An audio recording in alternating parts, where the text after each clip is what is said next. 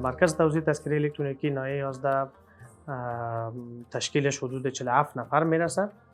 حدود 800 نفر روزانه ما ظرفیت داریم که باید برای اسنادشان شود بایومتریک شوند تا به پروسه چاپ برن و حدود 700 نفر هم میتونیم ما در یک روز توزیع تذکره الکترونیکی بکنیم.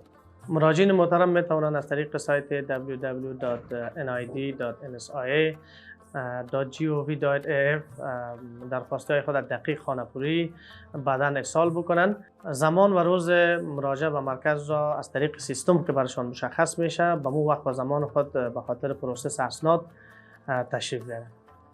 تیم توزیع تذکره الکترونیکی ناحیه 11 همواره کوشش داره که برای هموطنان عزیز ما یک رویه و سلوک خوب داشته باشند تا هم هموطنان عزیز ما که در ناحیه 11 سکونت دارن حضور پیدا بکنن بیان و اخذ تذکره الکترونیکی بکنن.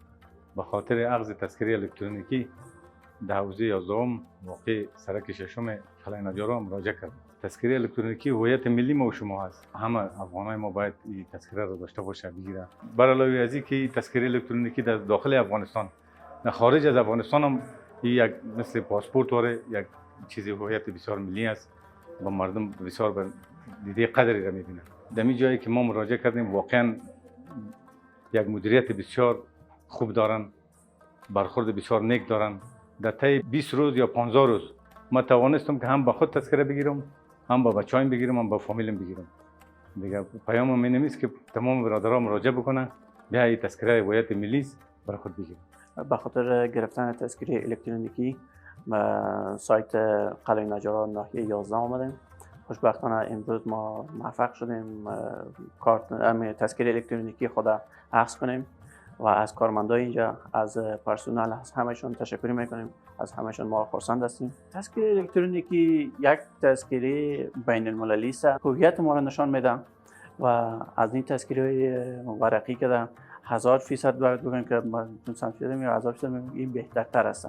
در کارهای اداری همچنانی خیلی خوب است، هم حجمش کم است، همین که کلا معلومات میتونیم از این به زودترین فرصت در دسترس هر اداره ما در اختیارشون کنیم. تذکره داشتیم، من کردم بسیار به مشکلات مواجه بودیم ما با تذکره، چون میشارید با همگی معلوم است که تذکره ورقی بودن دیگه، در نگهداشتش خیلی مشکل بود. حالا الحمدلله خیلی خوب است تذکره. قلعه نجارا ایولسم نای زونتا در اقل مثل وارد مثل الکترونیکی تذکره واخلم او دل تراغلو ان شاء الله تعالی پروسه ډیره مثل حرام هر شوبه هر مامور ډیر ښه وضعیت ښه په حرام باندې موږ بل پروسه مختبوته ترغه ته بایومتریک شوبې ته راورسېدو. د الکترونیکي تذکرې ښه دا ده چې یعنې دغه کولای شو موږ یعنې تاییدي او د هغو لپاره ضرورت نشته چې واخلو نسبت د کاغذي تذکرو نه. کاغذي تذکرې کول هغه جنجال زیات اوسي، نه کولای شو لاس تاییدي واخلئ، د وکیل تاییدي واخلئ، د نهایي تاییدي واخلئ، نو هغه جنجالونه بیا نسبتا دا ښه ده. مزایای تذکره الکترونیکی نسبت به تذکره ورقی خوبی‌های زیادی داره.